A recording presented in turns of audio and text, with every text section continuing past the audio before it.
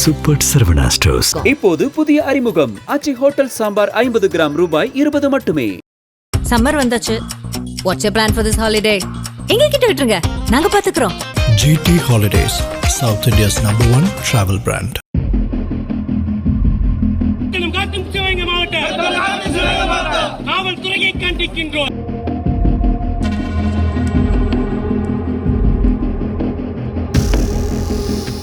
சிவகங்கை மாவட்டம் மானாமதுரை அருகே சியோன் நகர் பகுதி அமைந்துள்ளது. அந்த பகுதியில் கடந்த 6ஆம் தேதி ஜெயக்குமார் மற்றும் அழகர் ஆகிய இருவரை சிலர் ஆயுதங்களால் தாக்கியதாக கூறப்படுகிறது. இதனால் இருவரும் படுகாயமடைந்து மருத்துவமனையில் சிகிச்சை பெற்று வருகின்றனர். மேலும் இதுகுறித்து காவல்துறையில் புகார் அளித்துள்ளனர். புகாரின் பேரில் வழக்கு பதிவு செய்த போலீசார் விசாரணையை தீவிரப்படுத்தினர். அந்த பகுதியில் இருந்த சிசிடிவி காட்சிகளை ஆய்வு செய்தபோது இருசக்கர வாகனத்தில் வந்தவர்களில் இருவர் ஒருவரை அரிவாளால் தாக்கும் காட்சியும் மேலும் ஒருவர் ஆயுதங்களுடன் மற்றொருவரை துரத்தும் காட்சியும் பதிவாகியிருந்தது. அதன் அடிப்படையில் இந்த சம்பவம் தொடர்பாக ஆகாஷ் டெலிசன் மற்றும் குணா ஆகிய இருவரை மானாமதுரை போலீசார் கைது செய்தனர்.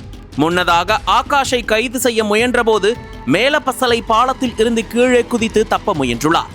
அப்போது ஆகாஷுக்கு கால் முறிந்ததாக போலீசார் தெரிவித்துள்ளனர்.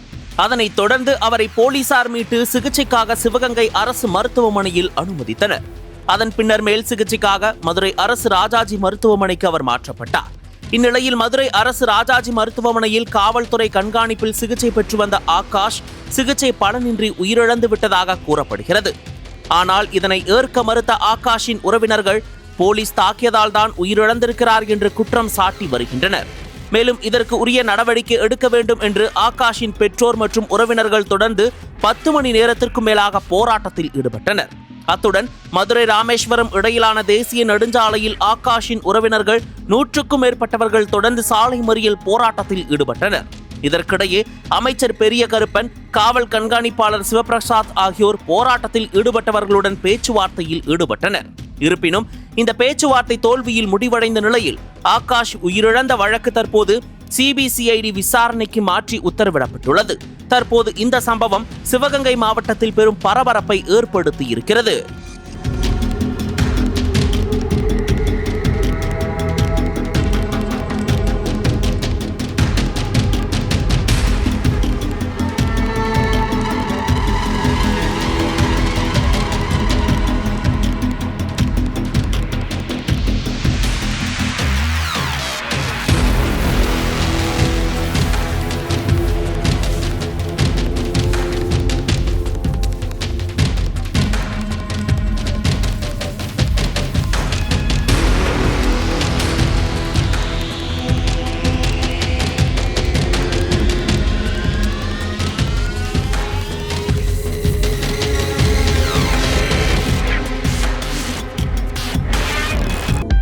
அனல் பறக்கும் செய்திகளை அப்டேட் செய்து கொள்ள நக்கீரன் களத்தை இப்பவே சப்ஸ்கிரைப் பண்ணுங்க.